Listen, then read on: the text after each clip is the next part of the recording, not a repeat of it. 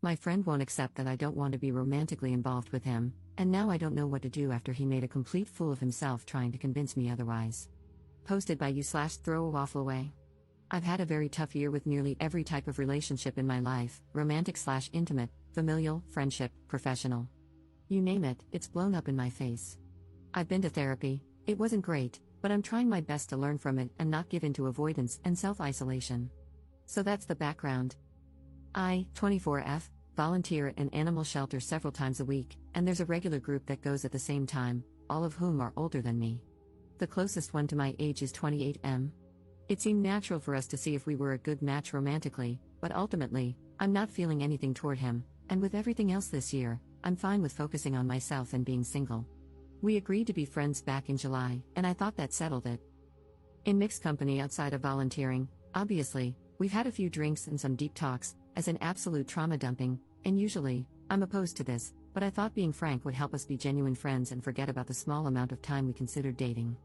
Well, it turns out that over the past couple of months of having occasional conversations like this, it's only served to make his feelings stronger.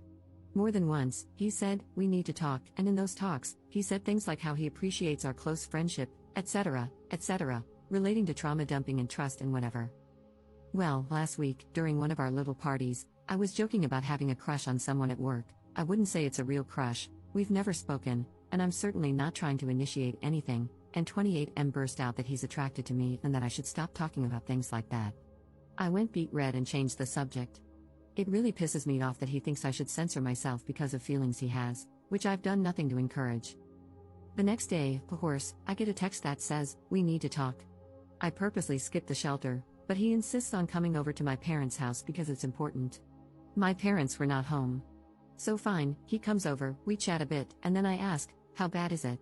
He launches into some of his romantic history and how it's so rare to have feelings this strong and that I light up his day, blah blah blah. Excuse me for being callous, but I've heard this all before. He wants sex. That's what every single relationship and friendship I've had with men boils down to. 28M starts crying because I won't just force myself to be with him. I offer him a tissue, and he sniffs and asks for a band-aid instead because he fell earlier and scraped his knee. Oh my god, it probably sounds like I'm shaming him for being unmanly, but honestly, I don't care about gender. If anyone came to my house crying because they've known me for 3 months and started begging me to get over myself and F them, and then asked for a band-aid for the smallest scratch I've ever seen, I think they were pathetic. My reaction to this situation is universal, I assure you. I was nicer in person than I'm being here, but I don't believe for a minute that I can continue our friendship as it was. Knowing he's this desperate to get me in bed and literally willing to grovel for it, I can't find an ounce of respect for him anymore, and having been around desperate men before, I don't trust him or feel safe. He's latched onto one of my favorite hobbies, crochet, weird, right, and is trying to make plans incorporating that, but crochet is my favorite way to clear my mind alone. It's pretty obvious that despite everything I've said to him, he's betting on patience and ingratiating himself to me by asking me to teach him and make things together. He's playing the long game to get his willy wet. I don't want to have to stop volunteering here to get away from him, and what I learned in therapy encourages me to get past this to maintain the friendship. Am I insane for being this skeptical of his true intentions? Is there anything else I can do to reduce his attraction, or is my pre-therapy instinct right to GTFO ASAP? Relevant comments. Commenter. This guy isn't your friend. He would have put these feelings in check immediately if he were truly your friend. He would have asked for distance while his feelings cooled down, anything but coming to you, begging for a relationship. He's a 28-year-old man, not some hormone-driven teen. He heard you when you said that you just want to be friends, and he's decided that's not good enough for him. Ops response. That's the issue I have with the crying here. I'm all for men being vulnerable and stuff, but this felt extremely manipulative, though I can't imagine how that would make me want to rip my clothes off, Lamau. I wasn't nice in how I described my feelings toward it, but I've seen Reddit pounce on stuff like that. Sure enough, a couple of comments came through, and I'm pretty heated that one of my first attempts at friendship again ended up the exact same way, all about waiting for me to give in. Here's another potential attack point for the internet. I guess I'm pretty, whether or not I wear makeup, so I've pretty much always been treated like this.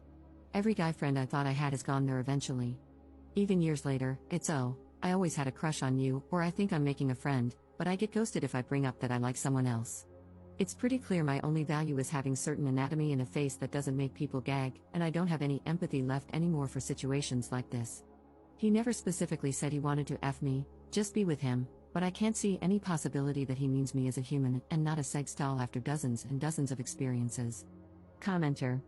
Interesting, I thought therapy was usually helpful in setting boundaries. I feel like you should consider finding a new therapist if this one is encouraging you to maintain relationships with people who don't respect you or your boundaries. You did have a hand in his trauma bonding with you, another sign that your therapist is failing you. Find a new animal shelter to volunteer at. If there isn't another one in your area, you should consider finding a different place to volunteer if you enjoy contributing to your community in that way. But maintaining any kind of relationship with him at this point is just plain stupid. Ops response. Yeah, I learned pretty quickly after therapy that my exposures for social anxiety made everything worse. I'm avoidant as hell and have literally run away from situations I dislike, and this really expensive, famous program, I'm not kidding, people come from around the world, encouraged me to say yes to everything, and it made my mental health a lot worse. Update 4 days later. Unfortunately, there's more. Before I made my original post, I already had plans with a mixed group, including 28M. Before I dive in, I just want to thank everyone who shared their experiences with ill-informed therapy, social anxiety, boundaries, and struggles similar to mine. I wish I were in a place where I could trust my gut without outside input, but at least there are kind, encouraging people out there. Unfortunately, the other people canceled, not on purpose, things just fell apart on their end, and I ended up being alone with 28M. It was okay. Later in the day, some of the others did show up, and we were messing around with those TikTok tarot readings, just being silly. Well, when it was my turn, the video that came up, of course, was all about love and romance, and I was like, no way, this makes me want to gag. 28M immediately burst into tears in front of everyone, saying, I wish you had said that the other night, that I make you want to gag. To be fair, there were some shots of booze involved before this, but still. I generally had a good day and wanted to keep the vibe, so I basically had to talk him down, also in front of everyone. Then, once everyone left, he pulled me aside, shocker, huh, and I had to reiterate again that the stupid TikTok thing is literally just TikTok. My reaction was not about him, and I had to defend my entire position in life again. Then he asked if he could prove himself by helping me study for university so he wouldn't make a scene anymore. I said I wasn't sure, but obviously, I'm not going to do that. It's hard enough to focus on school without a weepy baby having tantrums next to me, probably checking me out when I'm not looking. So, it's sad and it sucks because I have to change my whole routine now.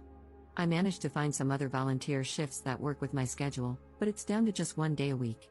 I told the coordinator why and asked if my new schedule could be kept private, if possible. They agreed to take me off the email list and just keep track of when I'm coming in.